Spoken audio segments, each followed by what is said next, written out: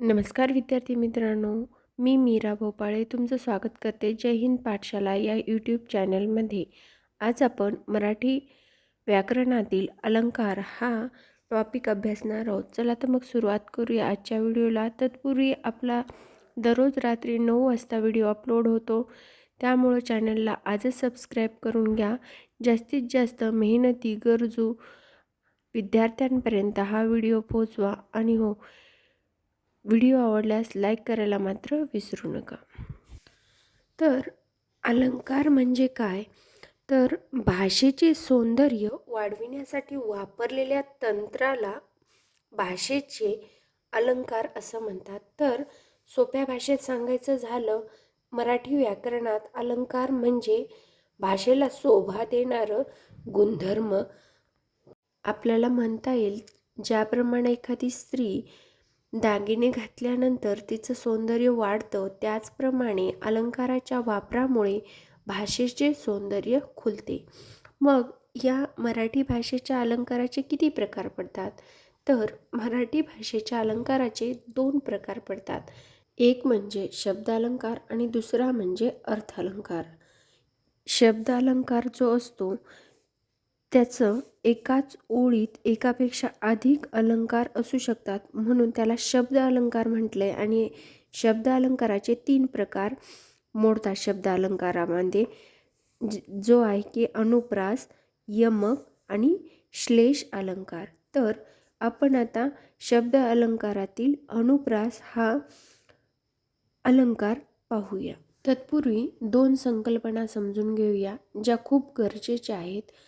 पहिली म्हणजे उपमेय. उपमेय काय असतं? तर ज्याची तुलना करायची आहे तो घटक म्हणजे त्याला आपण उपमेय म्हणतो. आणि दुसरी संकल्पना म्हणजे उपमान.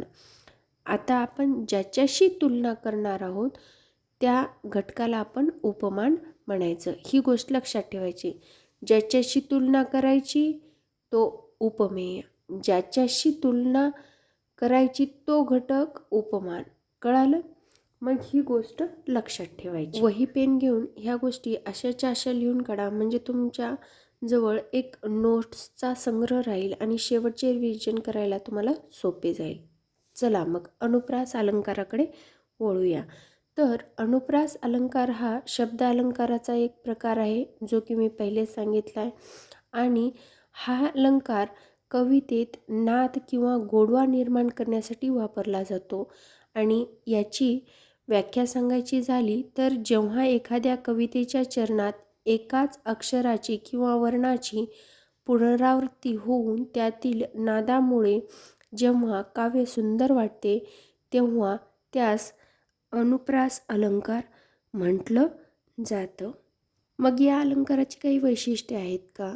तर हो, आहेत. याचं पहिलं वैशिष्ट्य आहे अक्षराची पुनरावृत्ती.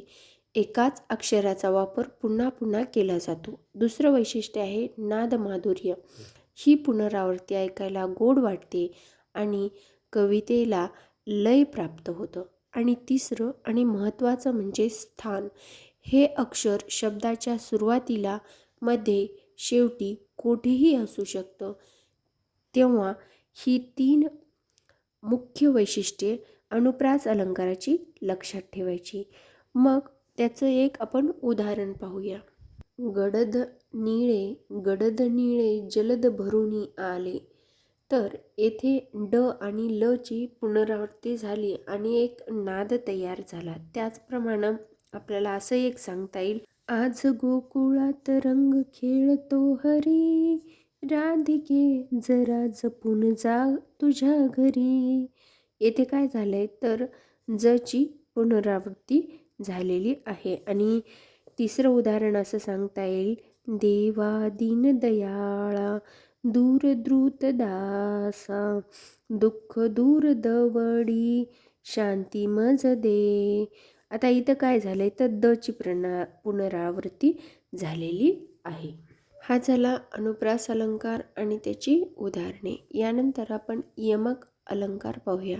तो सुद्धा एक शब्द अलंकार आहे. तर यमक अलंकार हा केव्हा होतो तर वेगवेगळे अर्थ असणाऱ्या परंतु उच्चारात समानता असणाऱ्या शब्दाचा वापर चरणात ठराविक ठिकाणी केल्यामुळे जो नाद निर्माण होतो, जे सौंदर्य प्राप्त होते, त्या आपण यमक म्हणू शकता. आणि इंग्रजीमध्ये यमकला काय म्हणतात तर रायमिंग असं म्हटलं जातं.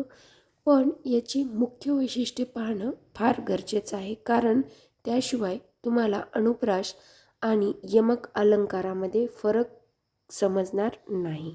तर आपण यमक अलंकार पाहत असताना कवितेला एक प्रकारची लय आणि चाल तर यमकामुळं भेटतेच, त्याला आपण नाद माधुर्य म्हणू.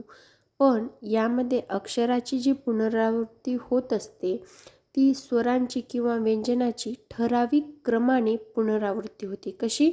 ठराविक क्रमाने. अनुप्रास अलंकारामध्ये ती कुठेही होत असते, पण यमक अलंकारामध्ये ती ठराविक क्रमाने होत असते आणि पुनरावृत्ती होणाऱ्या शब्दाचे अर्थ मात्र वेगवेगळे असू शकतात. ह्या गोष्टी यमक अलंकारात समजणं फार गरजेचं आहे. तर यमक अलंकाराचं उदाहरण पाहायचं झालं तर फेमस उदाहरण आहे, सुसंगती सदा घडो सुजन वाक्य कानी पडो. घडो पडो यामुळं काय झालं, इथे नाद निर्माण झाला. त्यानंतर दुसरं उदाहरण असं की मना सज्जना भक्तिपंथीची जावो तरी श्रीहरी पाजिते स्वभाव. म्हणजे जाओ स्वभाव हे येथे नाद निर्माण होतोय, पण तो ठराविक क्रमाने नाद निर्माण होते. यानंतर आपण श्लेष अलंकाराचा अभ्यास करूया. श्लेष अलंकाराची व्याख्या सांगायची झाली तर जेव्हा वाक्यात एकच शब्द दोन अर्थाने वापरला जातो आणि त्यामुळे शब्दाची चमत्काकृती निर्माण होते, तेव्हा त्याला श्लेष अलंकार म्हणतात.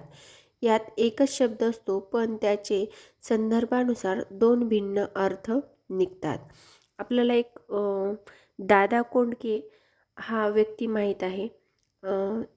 तो मराठी चित्रपटात काम करतो. तो सुद्धा असे एकच अर्थाचे पण संदर्भ वेगळा वापरून उच्चार करतो शब्दाचा, त्यामुळं काय होतं तर त्याचा अर्थ पलटतो. असाच हा अलंकाराला सोप्या ट्रिकमध्ये लक्षात ठेवायचं झालं तर दादा कोंडके अलंकार म्हणून आपण लक्षात ठेवायचं. या अलंकाराचे दोन मुख्य प्रकार पडतात, ज्यामध्ये संभंग श्लेष असा एक अलंकार म्हणून प्रकार पडतो आणि अभंग श्लेष असा अलंकार म्हणून एक प्रकार पडतो. तर संभंग श्लेषमध्ये आपल्याला सांगायचं झालं तर जेव्हा एखाद्या शब्दाची फोड केल्यावर त्याचे दोन वेगळे अर्थ स्पष्ट होतात, तेव्हा त्याला संभंग श्लेष म्हणतात. कसं म्हणतात तर संभंग श्लेष म्हणतात. आता याचं उदाहरण पाहत असताना ते सुसंवाद सदा घडो सुजन वाक्य कानी पडो. येथे सुसंवाद या शब्दाची फोड केल्यास वेगळा अर्थ निघू शकतो, त्यामुळे हा संभंग श्लेष अलंकाराचं उदाहरण ठरत असतो. यानंतर असंश्लेष अलंकार. जेव्हा शब्दाची फोड न करता तो शब्द अखंड असतानाच त्याचे दोन अर्थ निघतात, तेव्हा अभंग श्लेष म्हणतात. जसं की मित्राच्या उदयाने कोणाला आनंद होत नाही असं म्हटलं जेव्हा, तेव्हा त्याचा अर्थ काय होतो, एक तर मित्र म्हणजे सूर्य, सूर्य उगवल्यानंतर सर्वांना आनंद होतो. आणि दुसरा अर्थ काय तर मित्र किंवा सखा दोस्त तो भेटल्यावर सर्वांना आनंद होतो. दुसरं उदाहरण पाहायचं झालं तर हे मेघा तू सर्वांना जीवन देतोस. येथे जीवन म्हणजे पाणी आणि जीवन म्हणजे आयुष्य असे दोन दोन अर्थ निघतात, तेव्हा अभंग श्लेष हा अलंकार होत असतो. याचे दोन्हीही अलंकारावर आयोगाने प्रश्न विचारलेले आहेत, त्यामुळं श्लेष अलंकार, अनुप्रास अलंकार, यमक अलंकार हे शब्द अलंकार आहेत म्हणून लक्षात ठेवायचं. त्याचबरोबर याच्या पूर्ण व्याख्या पाठ करायच्या. हे सर्व झालं शब्द अलंकार. आता अर्थ अलंकार पाहूया. अर्थ अलंकारामध्ये पहिला आपण उपमा पाहूया. आता उपमा समजण्याच्या अगोदर उपमेय आणि उपमान ह्या दोन संकल्पना ज्या की मी सुरुवातीला सांगितल्या त्या समजून घेणं गरजेचं आहे. त्याला साध्या सोप्या भाषेत सांगायचं झालं, जो की उपमेय असतो ती मूळ वस्तू असते आणि उपमान जे असते ते म्हणजे गुणानं अधिक असणारी वस्तू असते. तर उपमा ह्या अलंकाराची व्याख्या सांगत असताना आपल्याला असं सांगता येईल की दोन वस्तूमधील स्वधर्म सारखेपणा दाखविण्यासाठी समसमान, सारखा, गत, प्रमाणे, परी, परीस यासारख्या शब्दाचा वापर केला जातो. त्याला आपण उपमा अलंकार असं म्हणतो. तर उपमा यामध्ये एका वस्तूची तुलना दुसऱ्या वस्तूशी केली जाते. त्याला आपण उपमा अलंकार म्हणत असतो. जसं की असेल तेथे वाहत सुंदर दुधासारखी नदी. आता दुधासारखी नदी काय आहे तर उपमेय आहे आणि तिला उपमान हे दुधासारखी म्हणून दिलेलं आहे. म्हणजे तिच्या गुणामध्ये अधिक असणारी वस्तू त्यांनी या उदाहरणात सांगितलेली आहे. मग या उपमा अलंकाराचे आपण काही मुख्य घटक पाहूया. आता तुम्हाला उपमेय आणि उपमान तर कळालंच असेल. आता साम्यवाचक शब्द हे काय आहे तर तुलना करण्यासाठी वापरलेला जो शब्द आहे त्याला आपण साम्यवाचक शब्द असं म्हणू. आणि समान धर्म म्हणजे दोन वस्तूमध्ये असलेला सारखा गुण त्याला आपण समान धर्म असं म्हणूया. यानंतर उत्प्रेक्षा अलंकार. आता उत्प्रेक्षा अलंकार समजून घेण्यासाठी एकच गोष्ट काफी आहे, जी म्हणजे कल्पना करणे. जेव्हा दोन वस्तूची तुलना करताना ही वस्तू म्हणजे जणू तीच आहे अशी कल्पना केली जाते तेव्हा त्याला उत्प्रेक्षा अलंकार म्हणतात. ही तर झाली व्याख्या. पण कल्पना करणे हा शब्द जर लक्षात ठेवला तर उत्प्रेक्षा अलंकार समजून घेण्यास सोपं जातं. त्याचबरोबर उत्प्रेक्षा अलंकार ओळखायची खूणसुद्धा आहे. तर ती कुठली? जसं की जणू, जणू काय, गमे, वाटे, भासे असं ज्या वेळेस येतं त्यावेळेस उत्प्रेक्षा अलंकार असतो. आणि दुसरी गोष्ट म्हणजे आपल्याला उत्प्रेक्षा अलंकारात जणू शब्द असतोच, ही गोष्ट एक लक्षात ठेवायची. तर उत्प्रेक्षा अलंकाराचं एक उदाहरण म्हणजे ती गुलाबी उष्मा म्हणजे परमेश्वराचे प्रेम जणू. यामध्ये जणू या शब्दातूनच आपल्याला येथे उत्प्रेक्षा अलंकार आहे हे लक्षात येतं. यानंतर अपनहुती अलंकार. आता अपनहुती या शब्दाचा अर्थ असा आहे की लपवणे, झाकणे किंवा नाकारणे. त्यामुळे अपनहुती अलंकारात काय होतं तर जेव्हा एखाद्या वाक्यात उपमेय ज्याबद्दल आपण बोलत असतो ते आणि लपून किंवा नाकारून त्याऐवजी उपमान म्हणजे ज्याच्याशी आपल्याला तुलना करायची आहे ते हेच खरे आहे असे सांगितले जाते तेव्हा अपनहुती अलंकार असतो. याचे शब्द काय असतात तर ओळखण्याचे नव्हे, नसे, नाही याचा उपयोग करून काय केलं जातं तर उपमेय हे उपमानाची जागा घेत असतं. आपल्याला आणखीन सोप्या शब्दात सांगायचं झालं तर जेव्हा आपण म्हणतो की एखादी गोष्ट ती नसून दुसरीच आहे तेव्हा तेथे आपण अपनहुती अलंकार आहे असं म्हणून ओळखू शकतो. याचं उदाहरण पाहायचं झालं तर हे हृदय नसे परी धगधगलेले अग्निकुंड आहे. म्हणजे काय तर इथे हृदय हे उपमेय आहे आणि ते असूनही ते नाही तर ते अग्निकुंड आहे असं येथे त्यांनी उपमान दिले. म्हणून हा काय झाला तर अपनहुती अलंकार झाला. यानंतर आपण अन्वयन अलंकार पाहणार आहोत. आता अन्वयन अलंकार समजून घेत असताना त्याचं नावच आपल्यासाठी काफी आहे. कारण अन्वयन याचं कसं आहे तर याचा अर्थ असा होतो की ज्याची तुलना दुसऱ्या कोणाशी होऊ शकत नाही असा. म्हणजे काय तर उपमेयास उपमेयाशिवाय दुसरे उपमानच नाही असं वर्णन असल्यास अन्वयन अलंकार होतो. म्हणजे शब्दात सांगायचं झालं तर जेव्हा एखाद्या वस्तूची किंवा व्यक्तीची तुलना करण्यासाठी जगात दुसरी कोणतीही गोष्ट उरत नाही, तेव्हा त्या वस्तूची तुलना त्याच्यासोबतच केली जाते. अशा वेळी अन्वयन अलंकार होतो. याचं एक सुप्रसिद्ध असं उदाहरण आहे, ते आता आपण पाहूया. काय आहे उदाहरण? तर झालेत बहु, होतील बहु, आहेतही बहु आणि परंतु या सम हाच. यामध्ये काय झालंय, तर एखाद्या व्यक्तीचं मोठेपण सांगताना यासारखे अनेक झाले असतील, होतील, पण ह्यासारखा हाच, ही तुलना करण्यासाठी दुसरी कोणतीही व्यक्ती योग्य ठरत नाही असं सांगितलं नाही.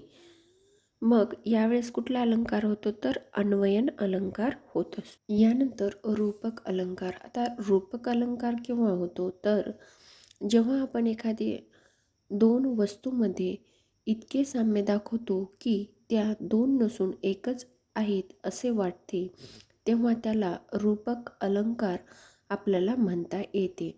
म्हणजे काय? तर यात उपमेय ज्याचे आपण वर्णन करतो आणि उपमान ज्याच्याशी आपल्याला तुलना करायची असते, या दोघांमध्ये कुठलाही फरक नाही असं रूपक अलंकारामध्ये दाखवलं जातं. याची प्रमुख वैशिष्ट्ये सांगायचं झालं तर दोघांमध्ये अजिबात भेद नसतो. यात सारखा, वाणी, गत यासारखे तुलनात्मक शब्द वापरले जात नाही. त्याचबरोबर उपमेय आणि उपमान यात एकच किंवा एकता दाखवली जाते. मग त्याचं सोपं उदाहरण सांगायचं झालं तर लहान मूल म्हणजे मातीचा गोळा. इथे काय केलं आहे? तर लहान मूल आणि मातीचा गोळा यात काहीच फरक नसतो असं सांगितलेलं आहे. आणि यावेळेस काय होत असतो? तर रूपक अलंकार होत असतो. यानंतर आपण अतिशयोक्ती अलंकार पाहूया. तर अतिशयोक्ती या नावामध्येच आपल्याला कळून जातं की अतिशयोक्ती अलंकारामध्ये काय असतं. तरी पण व्याख्या बघून घेऊया. जेव्हा एखादी गोष्ट आहे त्यापेक्षा खूप बघून सांगली जाते किंवा एखाद्या घटनेचे वर्णन करताना त्यातील असंभाव्यता किंवा अधिक स्पष्ट केले जाते, तेव्हा अतिशयोक्ती अलंकार होत असतो. सोप्या भाषेत सांगायचं झालं तर तिळा इतकी गोष्ट ताडा एवढी करून सांगणे. म्हणजे काय? छोटीशी गोष्ट असते पण तिला मोठी करून सांगणं, त्या अलंकाराला आपण अतिशयोक्ती अलंकार म्हणू शकतो. तर या अतिशयोक्ती अलंकाराचं वैशिष्ट्य सांगायचं झालं तर गोष्टीचं वर्णन वास्तवापेक्षा जास्त करणं, कल्पनेची भरारी मोठी असते, त्याचबरोबर वाचकाला किंवा श्रोत्याला ती गोष्ट असंभाव्य आहे असं माहीत असून देखील त्यातील चमत्काकृती आवडते, त्यामुळे तेथे काय होत असतो? तर अतिशयोक्ती अलंकार होत असतो. मग याचं एक प्रसिद्ध उदाहरण आहे, ते म्हणजे दमडीचं तेल आणलं, सासूबाईचं नाणं झालं, मामांजींची दाढी झाली, भाऊजींची शेंडी झाली, उरलेलं तेल झाकून ठेवलं, त्यात लंगडा पोहून गेला. म्हणजे काय? तर एखादी लहानशी दमडीचं तेल इतकी छोटी गोष्ट आहे आणि त्यामध्ये लंगडा पोहून जाणे हे शक्य आहे का? तर नाही. तर मग इथे काय झाले? तर कल्पनेचा अतिरेक केल्यामुळे अतिशयोक्ती अलंकार होत असतो. हे या उदाहरणातून सुद्धा आपल्याला सांगता येतं. यानंतर दृष्टांत अलंकार पाहूया. तर दृष्टांत अलंकारामध्ये काय असतं? तर दृष्टांत दाखवला जातो किंवा एखादी गोष्ट पटवून देण्यासाठी दृष्टांत देऊन किंवा उदाहरण देऊन समजून सांगलं जातं. तर याची व्याख्या पाहायची झाली तर एखादी गोष्ट किंवा एखादा उपदेश, तत्त्व हे साध्या शब्दात सांगून झाल्यावर ती अधिक स्पष्ट करण्यासाठी त्याचा अर्थ एकदा दाखवला जातो किंवा त्याचा दृष्टांत दिला जातो, त्याला आपण दृष्टांत अलंकार म्हणू शकतो. मग याची वैशिष्ट्ये काय आहेत? तर दोन वाक्य यात दोन स्वतंत्र असतात. पहिल्या वाक्यात एखादी गोष्ट सांगितली जाते आणि त्याचा दुसऱ्या वाक्यात दृष्टांत दिला जातो. आणि बिंब प्रतिबिंब भाव म्हणजे काय? तर दुसऱ्या वाक्यात पहिल्या वाक्याचे समर्थन करण्यासाठी काही गोष्टी स्पष्ट करण्यासाठी दिलेले असतात आणि कठीण गोष्टी सोप्या उदाहरणातून पटवून देण्यासाठी सांगितलं जातं. एक तुकारामाचा अभंग आहे, लहानपण देगा देवा मुंगी साखरेचा रोवा, ऐरावत रत्न थोर त्याची अंकुशाचा मार. हे उदाहरण फार प्रसिद्ध आहे दृष्टांत अलंकाराचं.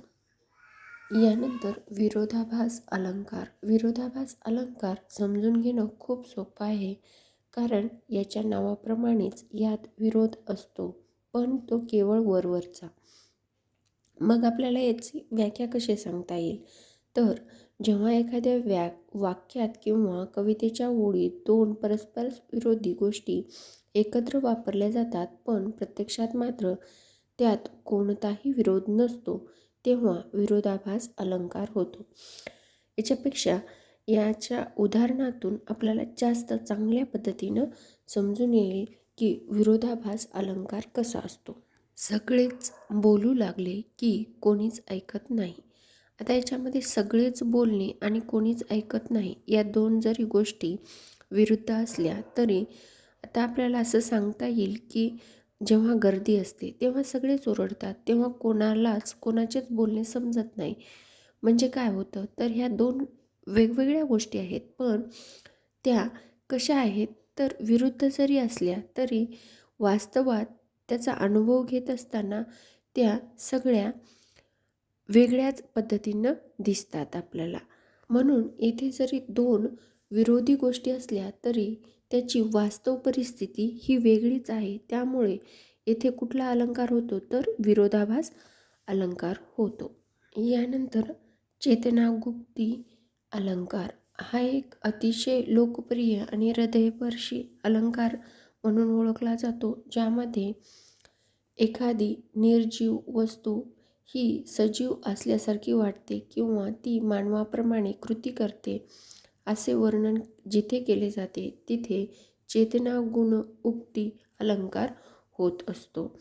मग हा ओळखताना काय आपल्याला पाहिलं पाहिजे, जसं की एखादी निर्जीव वस्तू आहे, तिचं माणसाप्रमाणे हसताना, रडताना किंवा चालताना असं दाखवलं जातं, तेव्हा आपण ही चेतना गुणोक्ती अलंकार आहे असं म्हणू शकतो. त्याचबरोबर निसर्गातील घटकांवर मानवी भावनेचा आरोप केला जातो, जसं की प्रेम, राग, भीती. ह्या गोष्टीसुद्धा चेतनागुप्ती अलंकार ओळखण्यास खूप उपयोगी पडतात किंवा त्याचे वैशिष्ट्य आपल्याला म्हणता येईल. याचं उदाहरण सांगायचं झालं तर उरलेला रस्सा, उकडलेली अंडी, पुलाव, टोमॅटो खाऊन रस्ता तृप्त झाला. म्हणजे काय, तर हे सर्व निर्जीव वस्तू जी आहे रस्ता, तिची तुलना कशासाठी केली, तर ह्या सजीव वस्तू आहेत ज्या आपण खाल्ल्यात त्याच्याबरोबर तुलना केल्यावर इथे काय झालं, चेतना गुणोक्ती अलंकार झाला. यानंतर स्वभोक्ती अलंकार पाहूया. स्वभोक्ती अलंकार पाहण्याच्या अगोदर स्वभोक्ती हे दोन शब्द एकत्र येऊन स्वभोक्ती अलंकार बनतो ही गोष्ट पाहणं गरजेचं आहे. स्वभाव म्हणजे जे की नैसर्गिक गुणधर्म किंवा हालचाल आपण त्याला म्हणू शकतो. उक्ती म्हणजे बोलणे किंवा वर्णन करणे. म्हणजे काय, तर स्वभोक्ती हा अलंकार एखाद्या वस्तूचे, प्राण्याचे आणि प्रसंगाचे हुबेहूब किंवा वास्तववादी वर्णन करणे म्हणजे स्वभोक्ती अलंकार होय. आणखीन सोप्या भाषेत सांगायचं झालं तर कवी एखाद्या गोष्टीचे वर्णन करताना त्यात कोणतीही अतिशयोक्ती न करता ती गोष्ट जशी आहे तशीच डोळ्यासमोर आणून देण्याचा प्रयत्न करतात. म्हणजे काय, तेव्हा काय होतो, तर स्वभोक्ती अलंकार होत असतो. मग या अलंकाराचे वैशिष्ट्य काय, तर वास्तववादी वर्णन, जे घडतंय किंवा जे दिसते त्याचे साधे पण प्रभावी वर्णन करणं, त्याचबरोबर कविता वाचताना ते दृश्य आपल्या डोळ्यासमोर उभे राहील याप्रमाणे त्याची वर्णन करणं आणि नैसर्गिक हालचाली म्हणजे जसं की प्राण्याच्या हालचाली किंवा लहान मुलाच्या नैसर्गिक सवयीचे यात वर्णन आपण करू शकतो. याचं उदाहरण पाहायचं झालं तर पोटी मुटकुळी करुनिया बैसे कान ताठ करून या चहूकडे पाहे, मधीच मारुती उडी पळे लांब, बघत मागे वळुनी थांबून या थोडा. तर यामध्ये एका हरिणाचं वर्णन केलेलं आहे आणि एखादे हरिण कसे बसते, काना टवकारते आणि पाहते, मध्येच उडी मारून धूम ठोकते याचं वर्णन यात आहे. हे खूप छान उदाहरण शुभोक्ती अलंकाराचं आहे. एवढे अलंकार तुम्ही व्यवस्थित केले तर तुमचा परीक्षेत येणारा एकही प्रश्न राहणार नाही. आज आता इथेच थांबूया, भेटूया पुढील व्हिडिओमध्ये. तोपर्यंत अभ्यास करत राहा. जास्तीत जास्त गरजू, जिद्दी आणि मेहनती विद्यार्थ्यांपर्यंत हा व्हिडिओ पोचवा. तुम्हाला जर व्हिडिओ आवडला असेल तर लाईक करा आणि व्हिडिओ शेवटपर्यंत पाहिल्याबद्दल धन्यवाद.